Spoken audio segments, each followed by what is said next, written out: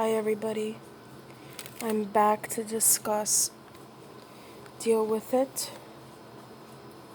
by Mr. John A. King, Dr. John A. King.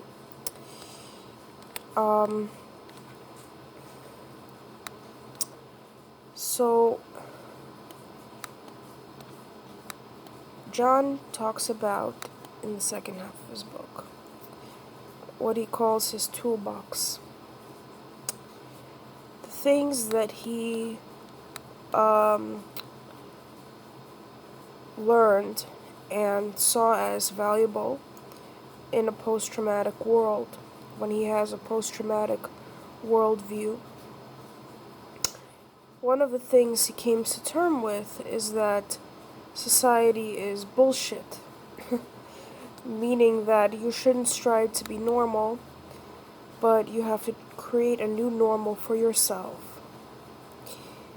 Because in part, normal is what got you into this mess, in my opinion at least. These are my thoughts already, and reflections on what he's saying. Normal got you into this mess because you strove to please the environment, to become presentable for the environment, to cater to the environment, to uphold this narrative in your mind that, let's say, family is everything and they're the only people you could trust. So let's stay in the satanic cult of family so that we can be friends with society. At least that's in my case, what I got from what he said. And then you have the soldier that went to war in the name of some sort of cause, and when he actually saw the death and the carnage and the uselessness and senselessness of killing people, and in the name of some sort of cause, higher cause, he ended up with PTSD, and now he has to reflect on what he really did and process these horrible memories that he has of him being in somebody else's body, of betraying his own body in the name of some bullshit cause. I was never in combat. I'm not a combat veteran, but I'm just assuming that I'm going to assume that when you have traumatic stress, and I saw a documentary on traumatic stress and war veterans, they would sit on YouTube for hours and hours and hours and replay the images of civilian death in Iraq or Afghanistan. And they would reflect on who they killed. And these memories would damage their family life because they couldn't attune to the needs of their significant other or their child, because they remember killing children. And when they look at their own children, they remember killing other people's children, and they're haunted by those memories. And so the societal structure no longer works for you. The societal structure betrayed you in some way, a lot of the time. The fact that people don't understand why you're so fixated on dark thoughts is another betrayal. Because, let's say I don't know what PTSD is, and I'm completely out of that orbit, and a combat veteran comes to me and starts talking about death and the things that he saw and the friends that he saw blown up.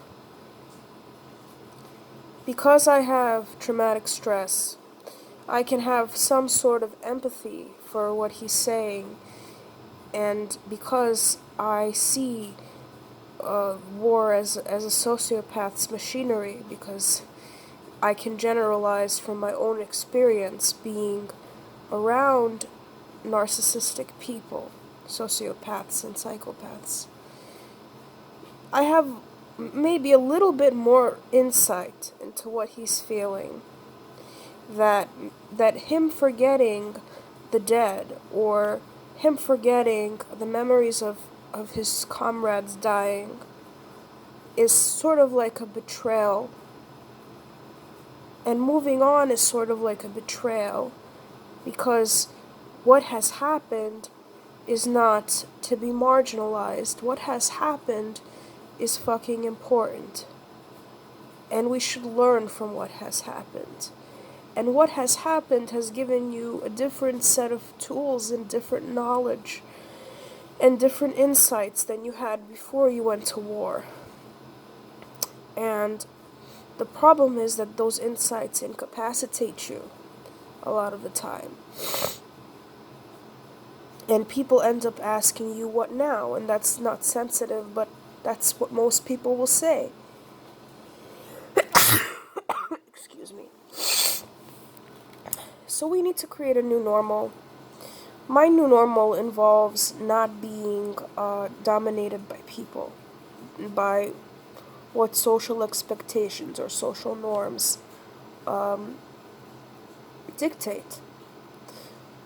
Because usually it's bullshit. Usually it's just people trying to be assholes and tell you what you need to be without having any insight into your psyche or your goals or your aspirations or dreams. So he's saying in his book, you need to create a set of dreams. You need to become a visionary for your future.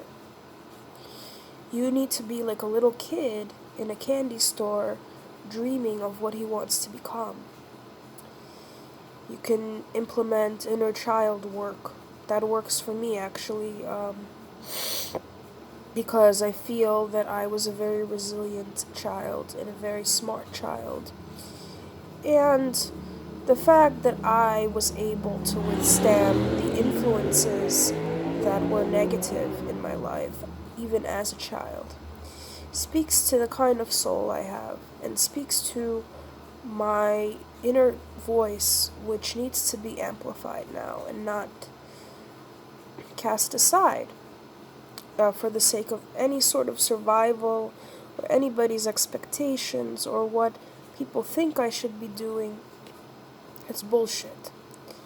If people are not willing to be around you when you're trying to do what works for you, then those are not the correct people. And period, end of sentence. People need to honor your visions, because that means that they're genuinely interested in you and honoring what you want your legacy to be in this world. That's the bottom line.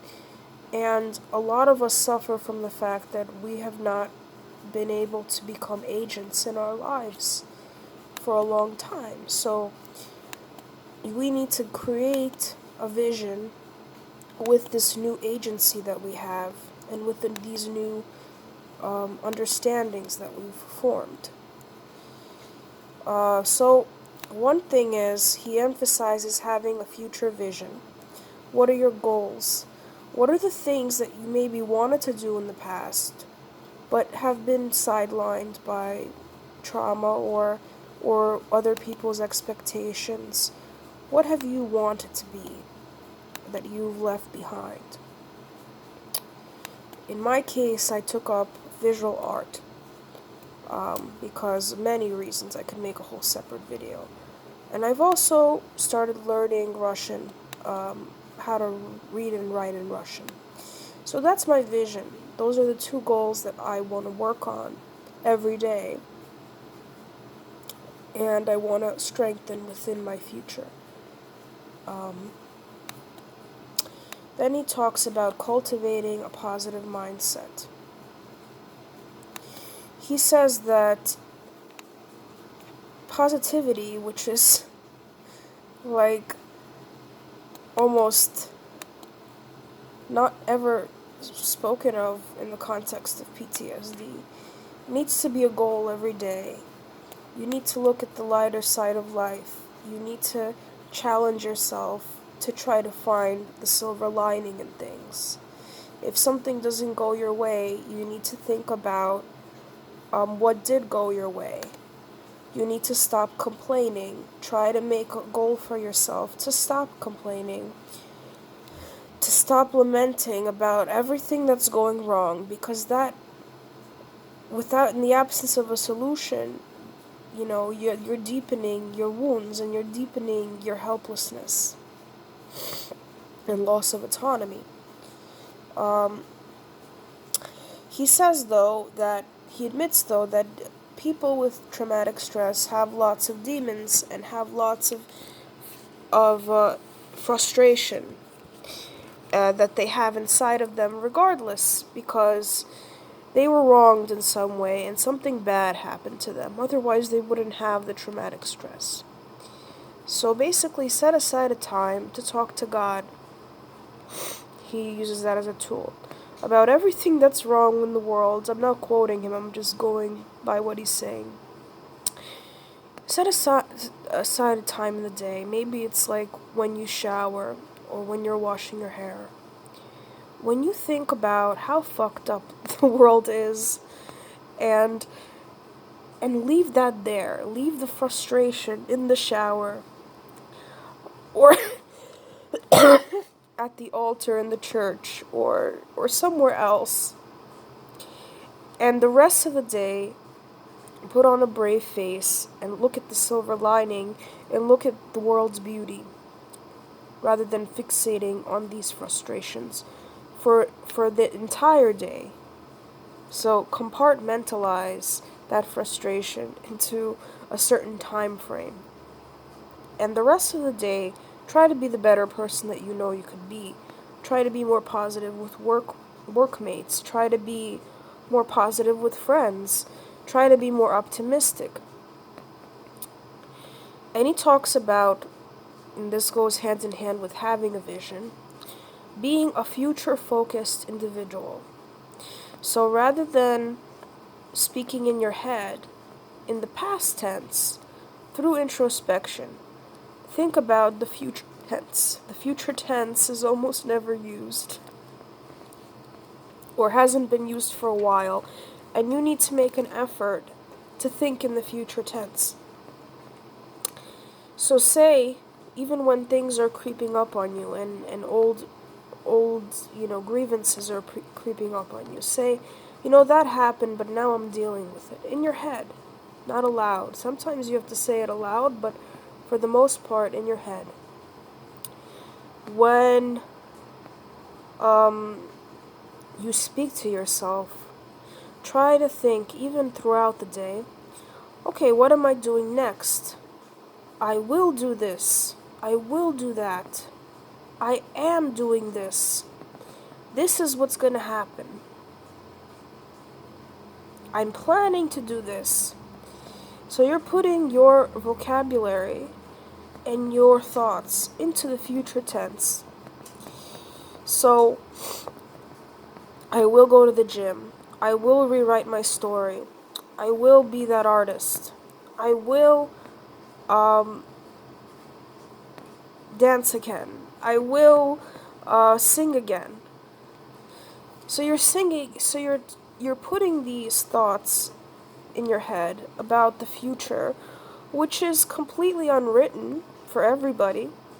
And don't let anybody tell you that it is written and that you have this disease that's never going away, because they are not God and they cannot determine that looking at you, and they don't know your mind as much as you know your mind. So, forward thinking, future focus, visionary consciousness is what needs to be in place. And he talks about application. He says, when you have knowledge, it's not enough to have that knowledge. You have to apply it. Otherwise, the knowledge becomes dead and useless. So, in our case, let's say we know that there are narcissists and sociopaths in the world. If that knowledge incapacitates us and prevents us from acting, then the knowledge becomes useless. But when you apply that knowledge is when it becomes useful, and we redeem the experience of dealing with these people. And This happened to me recently. I was at a job. I'm gonna go into the next video.